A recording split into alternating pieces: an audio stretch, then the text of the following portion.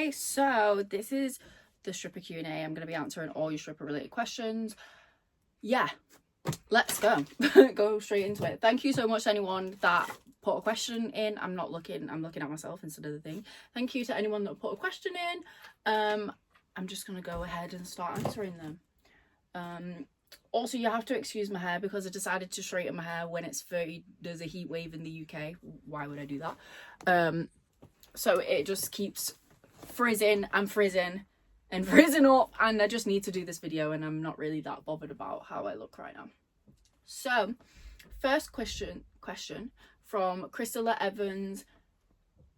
That was not your name. I'm dyslexic as fuck. I need to do something about this setup because this is not a very like good setup, is it? So Crystal Avina 12 asked, can I travel from the USA to dance in the UK, or do I need some kind of work permit? First, I want to say thank you for your question. You will need a work permit. You can travel from anywhere in the world and like dance. There's a lot of girls from Romania and other places in Europe and that were in my club. You do need like a working visa though, and your passport, and you need to be over the age of 18. I know in America you've got a few like dodgy clubs where you could probably go in and not have to have a visa or anything, but all the clubs that I know in the UK are quite strict, and they won't let you work unless you've got a work visa, unless you're like allowed to work here. So yeah, I hope that answers your question. I don't know much else about work visas because I've never had to use one. Okay, and then we've got quite a few questions from Precious Norma 1982. Thank you for all your questions. First one is, did you learn how to dance before you went? No, didn't have a clue. I literally was like, I'd literally had sex like 1-2 times, and I'm a terrible dancer, so a lap dance was like far from the list of things that I was capable of. And yeah, I just kind of learnt on the job, to be honest. Yeah, I tried to go on, I knew you couldn't find lap dances on YouTube, but I tried to go on like Pornhub and type in like lap dance to help me try and figure out what to do, but there was literally nothing, so I had to wing it. Yeah. Give a story time on how you started. So my first ever day, I might do this as a separate video, you know, just I'm running out of video ideas, so I'm gonna do a whole video telling the story because I actually have two. It is quite an interesting story, so I'll save that, and plus we'll be here forever. I already chat shit. Do you know how to lap dance and do floor work? If yes, how did you learn? I like to think I'm pretty good at my job, you know. Well, it's not my job anymore, but I like to think I'm pretty good at what I do. Yeah, and floor work is kind of just part of it. Yeah. And how I learned was honestly watching the other girls. Like, I stole most of my moves from other girls. I was in a VIP one time, and this girl was like twerking, and I was like, how do you do that? So she taught me, and the guy was just sat there while she was teaching me. And then that night I went home and I had like a dream that I was just twerking, and I woke up and I could do it perfectly. So practice is key. Tips if you want to start. I made a video on stuff I wish I knew before I started dancing, so I would say go and watch that because there's not much else that I would add to it, to be honest. It's just everything that I stated in that video. I thought I would think of more, because usually I think of like more things after I've filmed a video or whatever, but it actually was everything that I could think of. I've not thought of anything else. So yeah, how to talk oh my gosh, how to talk to customers. Honestly, just be nice, be yourself, be friendly, be approachable, be open, get to know them, ask them about the day, ask them about what they did. I wouldn't say, unless you pick up the vibe that they might be a time waster, I wouldn't say don't jump. I would say don't jump into like straight away asking for a dance. Give them a bit of time, let them get to know you as well, let them like you, show them that you're interested in whatever they've got to say. And you should do well. Thank you for your questions. That was it. We've got another few questions from Naturi Nolatu 1918. I'm so sorry, I definitely butchered that. What clubs can I work in the UK? So there are quite a few clubs all around the UK. I know Scotland has a big like club scene, stripper scene. In Manchester there's only, I think there's four or five, but there's only like two that are like good. Only Baby Platinum and Whiskey Down are good, to be honest, so those would be my recommendations. What's the pros and the cons? I feel like I kind of answered this in, no, I didn't answer this. I was gonna do a pros and cons video, but I can't remember what happened. The pros, you've got a lot of independence with the job. You are self-employed, you do what you want.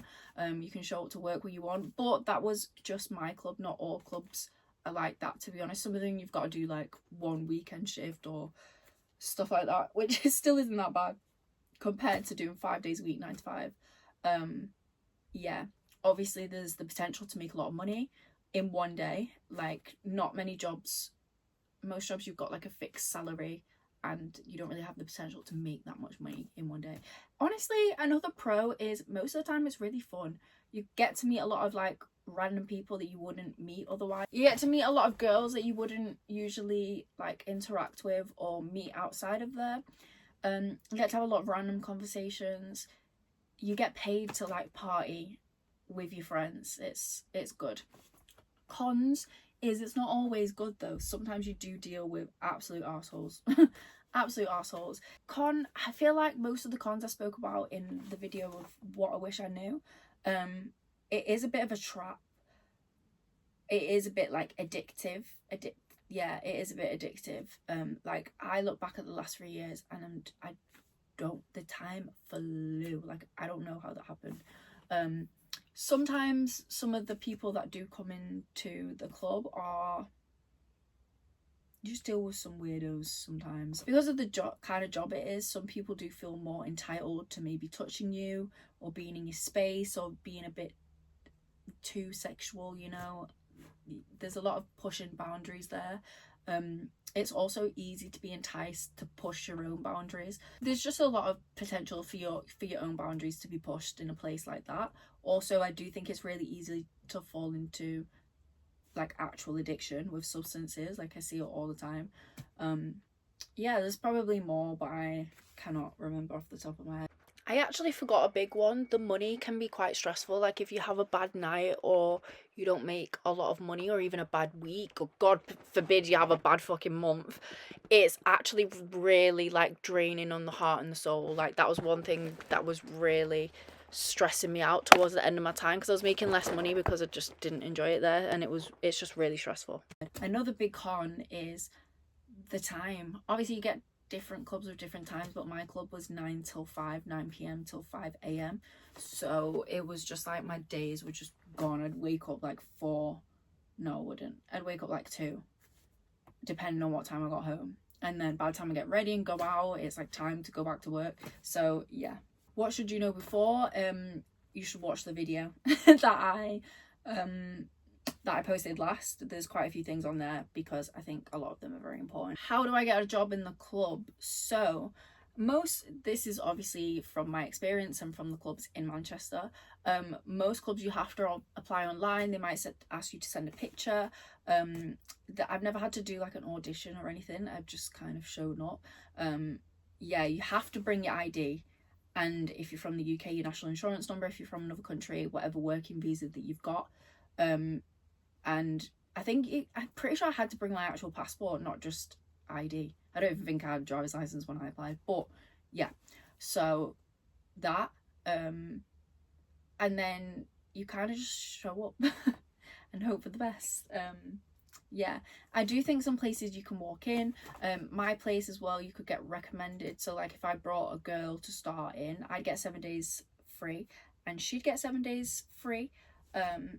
So yeah. Next one is from Cunty Cherry. Love that username. And you said, I have a question. When someone pays for like 2 hours with you, like you said, do you spend the whole 2 hours in the private room, just like chatting with a bit of dancing in between? So honestly, it depends. It depends on what the customer wants. It depends what you can kind of get away with. Some customers I've had, we've gone in the room and they're like, I need you to dance the whole time. And I'm like, 2 hours of dancing? Don't want to do that, but it is what it is. And then other customers, you might walk in the room and they might be like, sit down, I just want to talk to you. Usually what I would do when I go to VIP is I would sit down first, ask them if they want a drink, and then get them to sit down, and then I'd start like talking to them and try and obviously not take the piss, but I'd try and spend as much time talking to them, because realistically, who wants to dance for a whole hour? So yeah, and then maybe after a bit I might be like, oh, do you want to dance then, or should I start dancing? And just see, it depends what the customer wants. I also didn't answer a bit of your question. You are supposed to stay in the rooms for the time. If the customer wants to move to a different room, a different one of the VIP rooms, you can, if it's free. Some managers, but only the weird ones, to be honest, were weird about us going back upstairs. I remember there was one time I was with a guy for hours and he wanted to go upstairs to the bar because he was just sick of sitting in the same room the whole time, which fair enough, me too. And we went upstairs and the manager was like, he needs to go to his room. Like, what? Yeah. Anyways, there is the bar area upstairs, and if the time's paid for, it shouldn't matter. But the majority of the time is spent in actual VIP. So why did I think I had more like questions? But I feel like what I've answered is pretty good. If you have any more, put it in the comments. If it's like an easy to reply to, I'll just reply. If I have a few where they're like long questions, because some of these questions are like quite long, I have to explain, and then some of them are quite short, I will probably do another video. We'll see what happens. But thank you for watching. Also, thank you for subscribing if you do subscribe. I've got 892 subscribers, which is kind of insane. So yeah, I really appreciate it, and I really appreciate all your questions.